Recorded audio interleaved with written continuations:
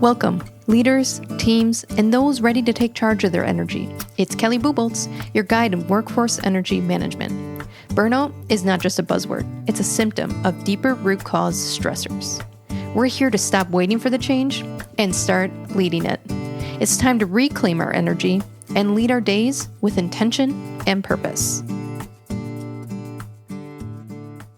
Well, we're going to be digging into a few categories, a few areas to be looking at in your workforce strategy. Now, I think the traditional approach has been, how do you schedule people? How many people do you need? But that's not how the work is performed. That's not how the work is done. So that's not really focused on a high-performance team, a productive team. That's focused on tasks. So if your team's feeling drained, if you are seeing disengagement, that's reaction mode. That means that your workforce strategy isn't aligned with where people want to go. We're going to be digging into these categories, but feel free to connect with me out on other social media sites or head out to my website for more toolkits, information, or programs. Now, in this type of strategy, we're going to be shifting gears from this survival mode, reacting to turnover, reacting to market conditions, to a strategy that not only leads with energy, it's going to lead the change versus always chasing after it. Now, as we work through each category, you're going to see that I have it through a lens of energy, because it's not just about schedules and staffing, it's about stability, it's about sustainability.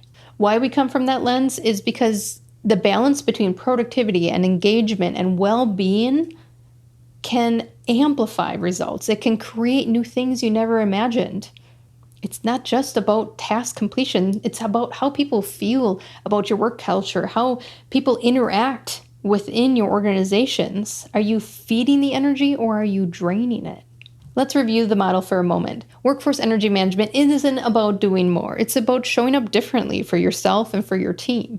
And at the core of the compass is what you work on, how you show up. How are you managing your energy? And then the outer categories is directed at the team, your operations, your work culture. Are you leading the direction of the team? Are you communicating and collaborating on this expedition? How's the team trust and the energy? Is that synergy what you want it to be? And workflow, productivity optimization versus adding more.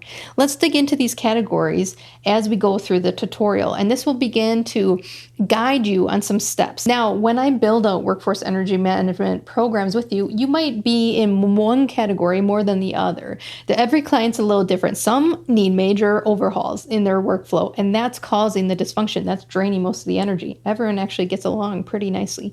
And then there's teams where they have great workflows, but they don't get along. We need to build up that trust and work on that communication. And then there's some teams that they don't even know where they're going. Everyone's lost in the woods on a different adventure. So as we build out this workforce energy management program, I'm going to show you some of the behind the scenes in each category. As we go through these, there's models and activities within each one that I take through teams to lead them from this reactive mode into proactive problem solvers. That's where the energy is. That's where creativity, autonomy, and innovation begins. Navigate, guiding direction of your team. Do we have an awareness of where we're even at and where we need to go? When you talk about staffing planning, are you planning staff based on where you're at today or where you want to be in 5 years? Are you doing position descriptions as if you didn't before? Because the position is not what it has been before. Are you leading direction of your teams by task or by a vision? Awareness of that has its own power. What type of innovative environments, spaces, and discussions are you having? Just a few switches, some lingo changes, and innovation starts to thrive again in your organization. And then are you having solution-oriented discussions, or are you just telling all the time? Because that's a form of micromanaging.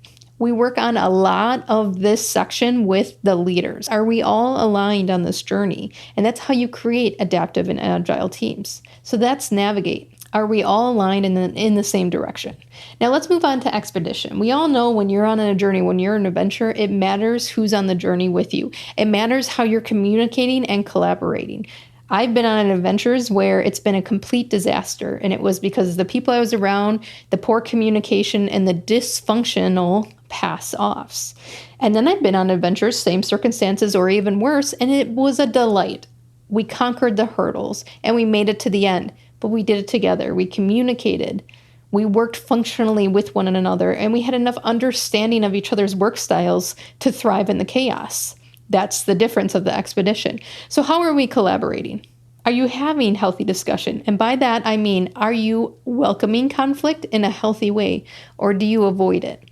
Is there actual connection, or do we just do things to do things? And then is there consistency, or are you changing and letting every department to drive itself? Everyone has a different priority, initiative, and we're working way harder than we need to. So that's expedition. What is the collaboration and communication between everyone? Now let's move to S. This is synergy. This is the team trust, the energy. Are we reliable? And if not, why? And you will find out there's clunks in your system, in your pass-offs, that this leader says this thing and this leader says that thing. So it's not super reliable. Again, going back to the consistency in the expedition category. Are we recognizing employees in the right way? I have found that we reward the wrong behaviors and then we're surprised by those outcomes. Well, guess what? What you measure gets the focus, and what you reward, that's what grows. So where are you spending your time and recognition to the places that you want to go, that the outcomes that the company wants by the end of the year? Accountability. This is a huge one because we're avoiding conflict, because we're not having the right conversations. Accountability falls short. And this goes all the way into meetings, action owners, due dates. This is all trust factors in human nature. Can I rely on you to do a good job? Can I rely on you to have my back when I need it? And then engagement. There's lots of factors in here. So psychological safety, but are employees in the right roles, right seats in which they're engaged? There's a natural motivation and a natural energy in this when you can channel it. So this is a great category for a third-party person like me to come in and see how meetings are working, see how people are collaborating, because leaders are around them every day. So you might not be seeing the little behavior things that are picked up by someone who doesn't work within your organization. So that is synergy. My favorite category, because I come from manufacturing, a world of change, continuous improvement, is workflow. And this is productivity optimization. We're not going to add more. We're going to optimize the things that matter. That means, where's our energy going? A lot of times I found it goes to rework. It goes to ineffective pass-offs. It goes to just waiting for another person when it could have all been done in the system in the first place. Where is your energy going? Where's your energy leaks? Are you addressing them? When you start opening this can of worms, it's interesting what the drainers are. It's not that we're not getting paid enough. It's not that we don't have flexible schedules. It's operationally how you function. And how you begin here is you just address the big energy drainers first, and then you slowly window down the list. But what you'll see is in this energy allocation, it takes flight of its own when you begin these fixes. If you fix a big energy drainer, then people want to fix more because naturally they feel better. Naturally, they want to come into work. Naturally, they become problem solvers. So energy allocation is a big section of workflow that we focus on. Prioritization and alignment of that. Is everyone on the same path? Do we have each other's back during our busy season, or do we continue to overload people during their busy season? What are the priorities right now? And across the organization, how we support one another in that. Integration. Do you leave a meeting and you wrote all your notes on a piece of paper, and now you go and you're going to type an email to everyone with the follow-up notes, and then they're going to type it into a system? How many steps do you do when it could be one step? This is integration. Do you have a lot of telephone tag within your organization? The rework, the ineffective passives also go into this section of integration. And then flow state. People have a natural flow state. They have a skill. You hired them for something. Are you utilizing it? Flow is this middle ground where skill meets the right amount of challenge. You're not bored. You're not overwhelmed. You're in the zone. And there's so much natural energy in that, and innovation and creativity. And people can be in that for a long time and not burn out. It is natural productivity. That's the sweet spot. So we talk about that in teams of what is the flow state. When we talk about workforce strategy is, where is their natural flow and work style? You might have a slow-paced person in a fast-paced role. You might have a fast-paced person in a slow-paced role. We look at job matching, disc work styles, internal motivators. How do they run? And how does what you need to get done fit into that? That's flow state. You match that up. So when we talk about workforce management tutorial, a lot goes into it, but every piece matters because we're not just talking about staffing, time management. We're talking about productivity and energy because it's sustainable, because humans aren't machines. They're people with natural patterns, passions, and limits. I want to challenge you as you dig into your workforce strategy that it's not about the task.